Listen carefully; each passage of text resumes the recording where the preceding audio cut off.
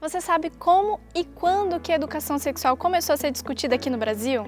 Caso você não saiba, a história da educação sexual no Brasil tem sido estudada por alguns autores ao longo dos últimos 30 anos. Desde 1984 para cá, esses estudiosos têm se dedicado a analisar as intervenções, eventos e publicações que se referem à educação sexual em diferentes momentos sociopolíticos no Brasil.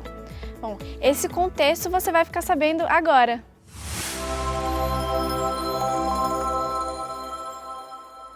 A discussão sobre a inclusão de questões referentes à sexualidade no currículo escolar começou no Brasil no início do século XX, como resultado das influências das concepções médico-higienistas do século XIX.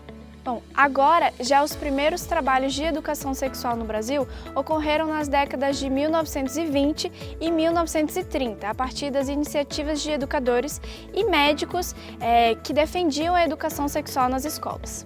A partir da década de 1920, começa a surgir a preocupação em ensinar nas escolas a fisiologia sexual a fim de modernizar os conhecimentos no país com base no que se discutia em países europeus. A primeira tentativa de incluir a educação sexual no currículo escolar ocorreu em 1930, no Colégio Batista do Rio de Janeiro. A experiência prosseguiu por vários anos até a demissão e processo em 1934 do professor responsável pelo projeto. Nos anos 1930 até os anos de 1950, para contrapor o posicionamento da igreja que visava a sexualidade como algo pecaminoso, tivemos muitos autores não ligados a essa ala religiosa que publicaram obras propondo e defendendo a educação sexual. A partir da década de 1960, alguns colégios católicos passaram a desenvolver programas de educação sexual, assim como várias outras instituições educacionais. Havia um pensamento favorável à educação sexual na década de 1960, possibilitada pelos sexólogos pioneiros aqui no Brasil. Na década de 60, alguns anos antes e durante o início do regime militar, algumas experiências de educação sexual começaram a ser desenvolvidas na rede de ensino no Rio de Janeiro, em Belo Horizonte e em São Paulo. Em São Paulo, iniciativas surgem em escolas que propunham uma renovação da proposta pedagógica. O Colégio de Aplicação da Faculdade de Filosofia, Ciências e Letras da Universidade de São Paulo, os ginásios vocacionais, Grupo Experimental do Dr. Edmundo de Carvalho e os ginásios pluricurriculares experimentais. A partir do final da década de 1960, acontecimentos políticos atingiram de forma negativa o processo de implantação e condução de projetos de educação sexual no país.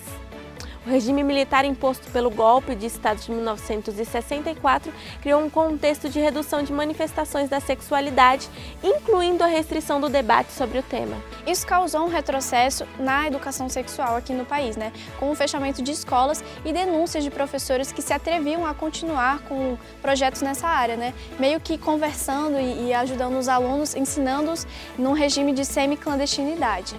Já em 1965, o secretário de Educação do Estado de São Paulo, Ataliba Nogueira, proibiu professores da rede pública de transmitir informações sobre meios anticoncepcionais e controle de natalidade. Em 1968, a deputada Júlia Steinbrück apresentou na Câmara dos Deputados um projeto de lei que propunha a inclusão obrigatória da educação sexual nos currículos de primeiro e segundo grau. Porém, em 1970, o projeto foi enviado pelo Ministério da Educação para a Comissão Nacional de Moral e Civismo, onde encontrou dificuldades. O projeto recebeu pareceres contrários dos 3 conselheiros consultados. Os pareceres foram unânimes em tratar o debate sobre educação sexual na escola como um risco à pureza e à inocência. Já em 1977, a Secretaria Municipal de Educação de São Paulo elaborou um projeto experimental de educação sexual, o qual foi aplicado a partir de 1978 em 13 escolas. Com a abertura política do ano em 1978, retoma-se oficialmente a educação sexual nas escolas, pioneiramente pela Prefeitura Municipal de São Paulo entre os anos de 1978 a 1982 e pela Secretaria de Educação do Estado de São Paulo, de 1980 a 1986.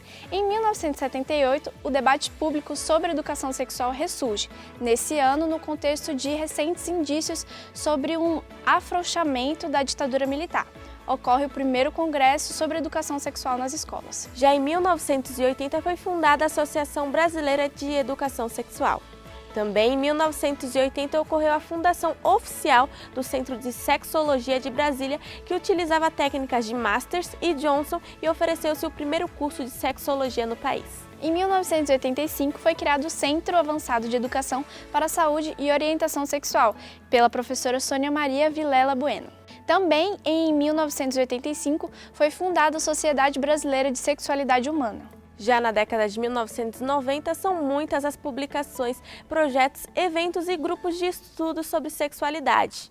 E em 1996, com a aprovação da Lei de Diretrizes e Bases e o estabelecimento dos parâmetros curriculares nacionais, a orientação sexual obteve reconhecimento oficial quanto à sua necessidade e importância. Findando os anos 90, as atividades com a internet chegaram ao Brasil. Os benefícios que a internet proporciona para a humanidade são inúmeros, porém, ela também acaba viabilizando algumas percepções erradas sobre a sexualidade. E buscando uma educação sexual afetiva, é preciso que as escolas criem momentos de diálogos e se envolvam em projetos, nos quais os pais possam também se mobilizar e ver a relevância e importância que a educação sexual apresenta na vida das pessoas. E aí, gostaram da nossa linha do tempo sobre educação sexual aqui no Brasil? Bom, se você quiser aprender um pouco mais sobre esse tema, acesse nossos outros produtos aqui no site. Até uma próxima! Tchau!